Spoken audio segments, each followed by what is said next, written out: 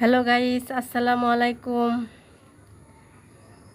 আমি মাছ কাটতেছি। বাজার থেকে মাছ এনেছে অনেকগুলো। মাছগুলো অনেক সুন্দর, ট্যাংরা মাছ। আমার মাছ কাটা ধোয়া শেষ। আমি এখন রান্না করব। আমি আমার ব্যালকনিতে মরিচের গাছ হয়েছে। একটা গাছ অনেক মরিচ। মরিচগুলো এত সুন্দর। মরিচ ছোট কিন্তু ঝাল অনেক। আমি প্রতিদিনই মরিচ তুলি, তারপরে মরিচ শেষ হয় না। মাশাআল্লাহ, অনেক সুন্দর। দেখেন, আমার বারান্দায় পুঁই শাকের গাছও হয়েছে। আমি কয়েকটা পুঁই শাকের পাতা তুলে নিতেছি, আমি তরকারিতে দিয়ে দিব।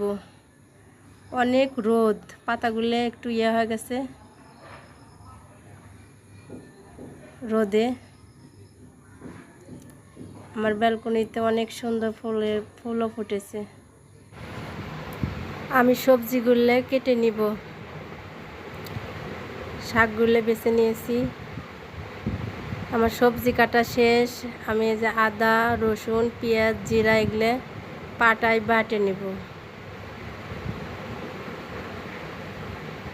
পাটায় বাটা তরকারি অনেক মজা লাগে।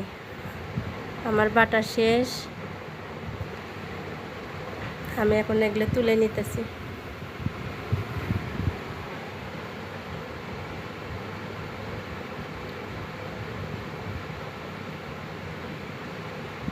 আমি মাছটা ভালো করে পরিষ্কার করে ধুয়ে নিয়েছি লবণ দিয়ে। আমি এখন সবজি, মাছ সব একসাথে মেখে রান্না করব। আমি হলুদ দিয়ে দিলাম, মরিচের গুঁড়ো দিয়ে দিলাম, লবণ দিয়ে দিলাম, বাটা ঘষা দিয়ে দিলাম, কাঁচামরিচ পেস্ট কাটা দিয়ে দিলাম, টমেটো দিয়ে দিলাম, আলুগুলো ছোট ছোট করে কেটে নিয়েছি, পুঁই শাক দিয়ে দিলাম। আমি এখন তেল দিয়ে সব একসাথে ভালো করে মেখে নিব।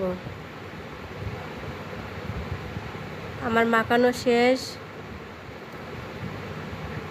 আমি এখন অল্প একটু পানি দিয়ে দিব, দিয়ে চুলায় রান্না করব। এভাবে কে কে রান্না করেন কমেন্টে জানাবেন। আমার রান্না করা শেষ।